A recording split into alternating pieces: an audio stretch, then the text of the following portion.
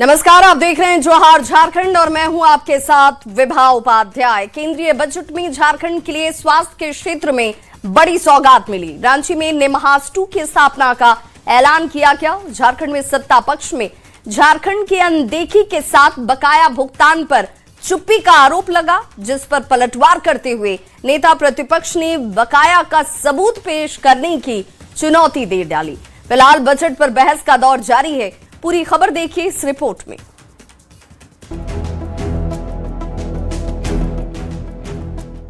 लोकसभा में बड़े दावों के साथ देश का आम बजट पेश किया गया। वित्त मंत्री निर्मला सीतारमण पर बजट की घोषणाओं को लेकर पूरे देश की निगाहें टिकी थी। लोकसभा में सुबह 11 बजे जब वित्त मंत्री ने बजट भाषण पढ़ना शुरू किया तो हर एक रहस्य से पर्दा उठता चला गया।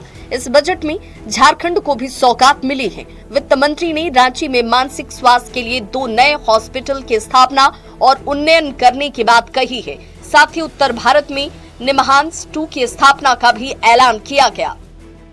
उत्तर भारत में मानसिक स्वास्थ्य के लिए कोई राष्ट्रीय संस्थान नहीं है, इसलिए हम निमहांस 2 की स्थापना करेंगे और रांची तथा तेजपुर में राष्ट्रीय मानसिक स्वास्थ्य संस्थानों का क्षेत्रीय शीर्ष संस्थानों के रूप में उन्नयन भी करेंगे।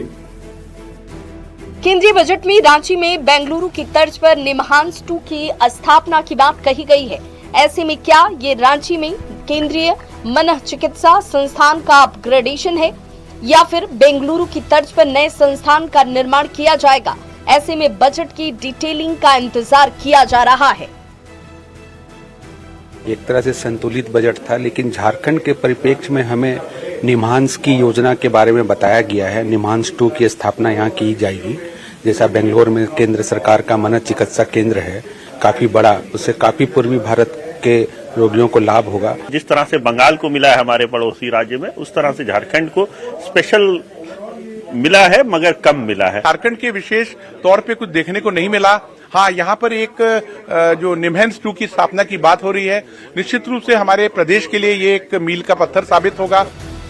केंद्रीय बजट की नेता प्रतिपक्ष बाबूलाल मरांडी ने सराहना की और दावा किया कि बजट में राज्य सरकार के विकास को लेकर बहुत मौके हैं, बस राज्य सरकार को उसे समझने और उस पर काम करने की जरूरत है।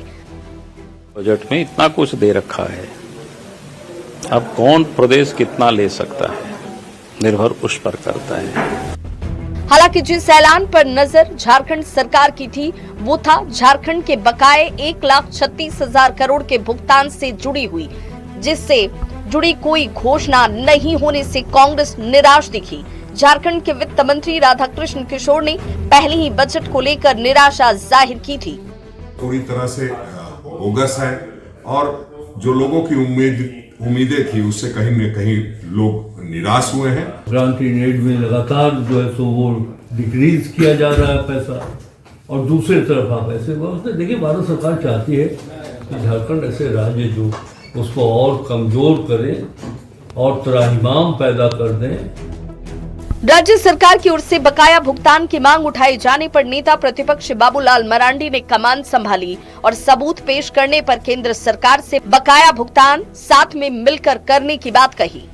एक बार आप राज्य के लोगों को बताइए कब का, किस किस्मत का क्या बकाया है, ताकि पूरे राज्य के 4 करोड़ के करीब आबादी है। सब लोग आवाज उठाएंगे, हम भी आवाज उठाएंगे, लेकिन ये तो पता होना चाहिए ना। केंद्रीय बजट में झारखंड को क्या मिला और किस चीज पर छला गया, इसका पता बजट की डिटेल्स आने पर ही चल सकेगा। लेकिन तब तक बजट पर सत्ता पक्ष और विपक्ष में बहस का दौर जारी है। न्यूज़ 18 के लिए रांची से संजय कुमार सिन्हा और गौरव झा के साथ ब्यूरो रिपोर्ट। केंद्रीय बजट को लेकर जेएमएम की भी तीखी प्रतिक्रिया सामने आई। जेएमएम का कहना है कि इस बजट में झारखंड के लिए कुछ नहीं है। झारखंड का बकाया पैसा भी नहीं मिला और ना ही बजट में राज्य के लिए कोई खास प्रावधान ही किया गया।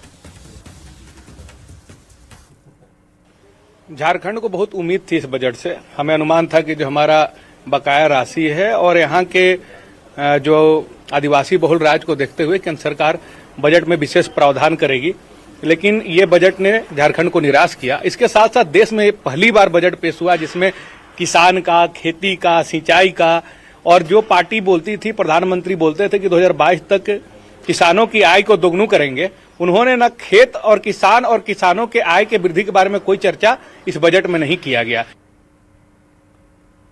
केंद्रीय वित्त मंत्री निर्मला सीतारमण ने आम बजट को पेश किया और इस बजट की पूर्व मुख्यमंत्री रघुवर दास ने सराहना की। उन्होंने कहा कि यह बजट 2047 तक विकसित भारत के लक्ष्य को लेकर बनाया गया है। आत्मनिर्भर भारत को सशक्त करने वाला यह बजट है। उन्होंने कहा कि यह बजट गरीब, किसान, महिला, युवा और मध्यम वर्ग सभी वर्गों की उम्मीदों को पूरा करता है। सशक्त करने का बजट है और इस बजट के लिए मैं देश के आदरणीय प्रधानमंत्री आदरणीय मोदी जी के नेतृत्व में आदरणीय वित्त मंत्री श्रीमती सीतारमण जी को बहुत बहुत झारखंड वासियों की ओर से बधाई। राजधानी रांची में आग का तांडव देखने को मिला। हाथगढ़ा बस स्टैंड में उस वक्त अफरा तफरी मच गई जब एक साथ 6 बसों में आग लग गई। इससे पहले कि लोग कुछ समझ पाते, सभी बसें जलकर खाक हो चुकी थीं। बस मालिकों ने इस आग के पीछे एक बड़ी साजिश की आशंका जाहिर की। आग कैसे लगी और कितने का नुकसान हुआ है, देखिए इस रिपोर्ट के जरिए। धू धू कर जल रही ये बसें, आग की उठती ऊंची लपटें, आसमान को छूते काले धुएं का गुबार, मानो कोई बड़ा ब्लास्ट हुआ है जो इसकी चपेट में आएगा वो जलकर खाक हो जाएगा। आग के तांडव की ये तस्वीर रांची के हाथगढ़ा बस स्टैंड की है, जहां बस स्टैंड में खड़ी कई बसों में अचानक भीषण आग लग गई, जिससे अफरा तफरी मच गई। शुरुआत में एक बस में आग की लपटें देखने को मिली, जिसके बाद स्थानीय लोग आग बुझाने में जुट गए। आग की लपटें इतनी तेज हो गईं और देखते ही देखते इसने दूसरी बसों को भी अपनी चपेट में ले लिया। 6 बसें इसकी चपेट में आईं और जलकर पूरी तरह से खाक हो गईं। यहाँ पर जो 6 बसें खड़ी थी उसमें अचानक से आग लगी है और जिस वजह से जो आग की लपटें हैं वो लगातार बढ़ती गई और दूसरे बसों को भी अपने चपेटे में लिया। अरे बहुत, यहाँ एक दमकल का रेगुलर जरूरत है, 24 घंटे यहाँ पे जरूरत है एक दमकल के लिए, 24 आवर एक दमकल यहाँ पे जरूरत है। अगर दमकल यहाँ पे रहता तो ये इतना बड़ा हादसा नहीं होता। कैसे लगी आग? पहले आग कैसे लगी है तो मेरे लोग को भी नहीं मालूम है कि आग कैसे लगी। पहले भी हो चुकी है। हाँ, पहले भी इस तरह के 2-3 मरतबा हो चुकी है। बस मालिकों को ऐसा लगता है कि किसी ने जानबूझकर बसों को आग के हवाले किया है। सबसे हैरानी की बात तो ये कि जिन बसों में आग लगी उनमें से कोई भी एसी बस नहीं थी। एसी बसों में आमतौर पर शॉर्ट सर्किट की वजह से कई बार आग लगती रही है, लेकिन हाथगढ़ा बस स्टैंड में जिन 6 बसों में आग लगी उनमें से कोई भी एसी बस नहीं थी। एक साथ 6 बसों में आग लगने की घटना को एक बड़ी साजिश के रूप में देखा जा रहा है, क्योंकि जानकारी के मुताबिक बस मालिकों ने कई बार प्रशासन से अनुरोध भी किया था कि स्थायी तौर पर दमकल की गाड़ियों को बस स्टैंड में रखा जाए, लेकिन उनकी बातों पर किसी ने ध्यान नहीं दिया। लाख करोड़ों 1.5 करोड़ का गाड़ी यहाँ पर रहता है, कभी भी कुछ भी हो सकता है, इसलिए दमकल रहना जरूरी है। 1 महीना रहा था दमकल, तब उसके बाद चला गया, नहीं रहा, इसलिए बहुत जरूरी है। एक डॉक्टर भी चाहिए। हाथगढ़ा बस स्टैंड में भीषण आग लगी की ये घटना पहली नहीं है। बस स्टैंड में कई बार भीषण आग लग चुकी है, जिसमें एक बार तो ड्राइवर और खलासी दोनों की मौत तक हो गई। 2023 में आग की भयावह तस्वीर हाथगढ़ा बस स्टैंड से सामने आई थी। उस दौरान बस स्टैंड में खड़ी 9 बसें जलकर खाक हुई थीं। अब स्थानीय लोगों का कहना है कि बस स्टैंड में सैकड़ों बस रहते हैं, लेकिन अगलगी जैसी घटना से निपटने के लिए दमकल की एक भी गाड़ी यहाँ नहीं मौजूद होती। जरूरी है प्रशासन इस पर गंभीर हो, खासतौर से इस तरह की घटनाएं न हो। और जो लोग हैं उनका भी कहना है कि यहाँ पर दमकल की गाड़ियाँ हमेशा रहनी चाहिए, ताकि इस तरह की घटनाएं होने पर उस पर तुरंत काबू पाया जा सके। रांची से न्यूज़ 18 के लिए ओम प्रकाश। धनबाद के नेताजी सुभाष चंद्र बोस गोमो रेलवे स्टेशन के प्लेटफॉर्म संख्या 1 के पीछे झाड़ियों में आग लग गई। आग इतनी भीषण थी कि इसकी तेज लपटें और उससे निकलता धुआं कई किलोमीटर दूर से भी देखा जा सकता था। आग की लपटें देख मौके पर लोगों की भीड़ इकट्ठा हो गई। मौके पर पहुंचे रेल सुरक्षा कर्मी और रेल कर्मियों ने किसी तरह से आग पर काबू पाया। लोगों ने कहा कि इस आग में किसी तरह के जान माल का नुकसान नहीं हुआ है।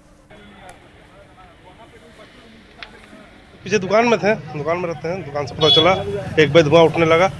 अभी आग में नियंत्रण पाया गया। पोस्ट से ही धुआं दिखाई दिया तो सारे लोग दौड़ करके आए, जितने भी थे सारे टाइम पर आकर के आग को बुता दिया गया।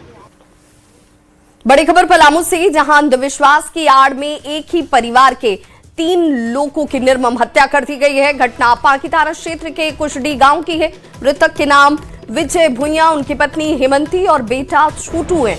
हत्या का आरोप गांव के ही रविंद्र और प्रमोद भुइया पर लगा है। वारदात के बाद दोनों आरोपी फरार बताए गए हैं। घटना में एक लड़की घायल है, जिसे प्राथमिक इलाज के बाद बेहतर इलाज के लिए रेफर कर दिया गया। कहा जा रहा है कि रविंद्र और प्रमोद के पिता की बीमारी से मौत हो गई थी, जिसके बाद नाराज दोनों आरोपियों ने पड़ोसी विजय भुइया के परिवार पर हमला कर दिया। घटना की जानकारी मिलने के बाद पुलिस मौके पर पहुंची और फिलहाल जांच में जुट गई है।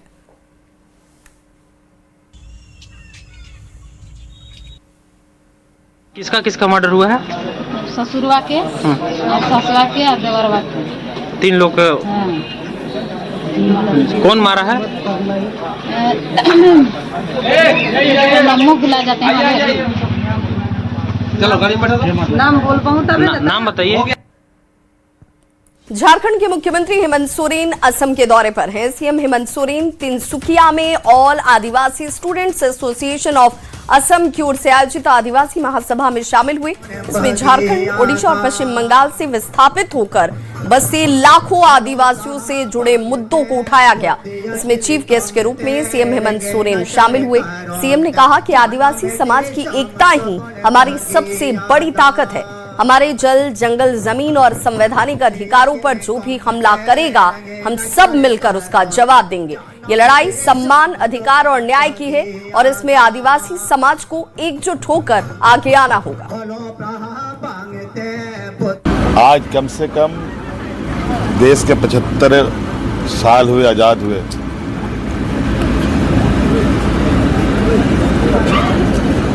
चाय बागानों के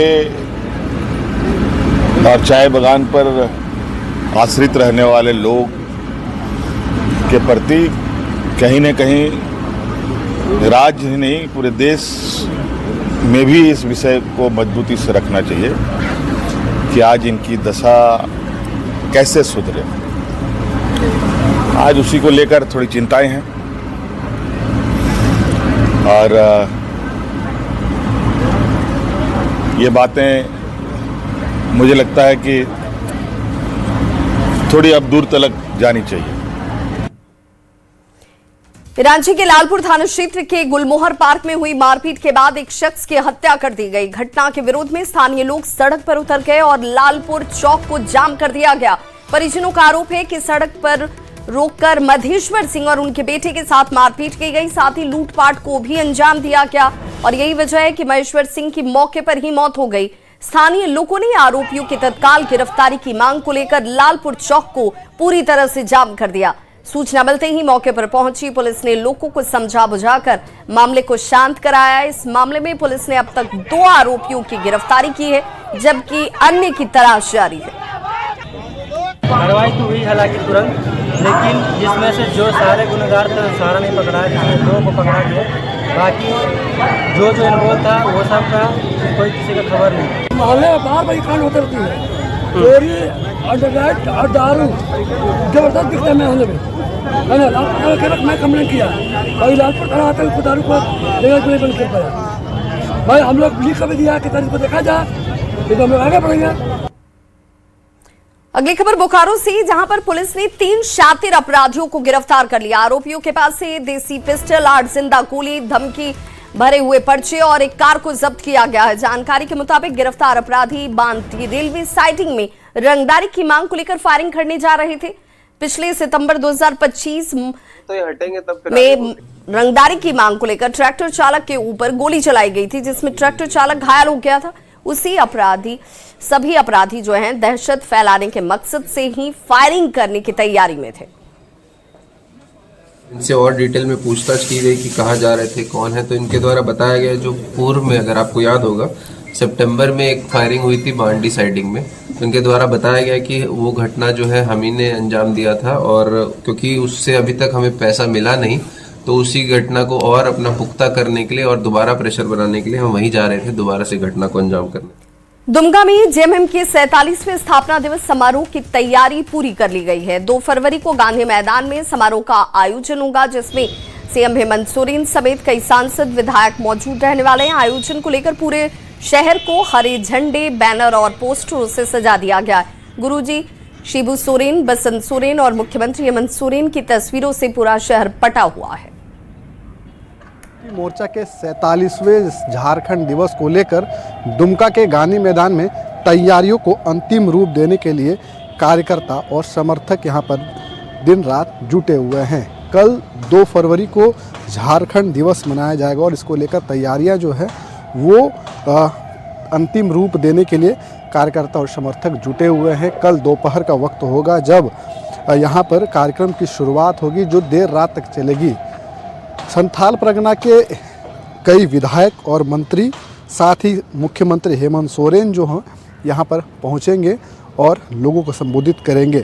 पूरी शहर जो है हरे रंग से पट चुका है और हरे रंग का झंडा, बैनर, पोस्टर से पूरे शहर को पाट दिया गया है। मुख्यमंत्री हेमंत सोरेन की मौजूदगी होगी कल।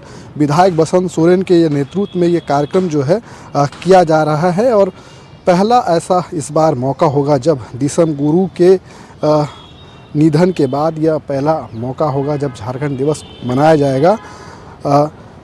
देर रात तक चलने वाला ये कार्यक्रम में कई विधायक, मंत्री जो हैं वो लोगों को संबोधित करेंगे और किस तरीके से पार्टी अपना आगे का काम करेंगी, किस तरीके से अपनी रणनीति बनाएंगी, उसको लेकर यहाँ पर विचार विमर्श किया जाता है। और आने वाले समय में किस तरीके से सरकार अपनी कामकाजों को कर रही है वो यहाँ पर जो है लोगों को बताएंगे। नितेश कुमार, न्यूज़ 18, दुमका।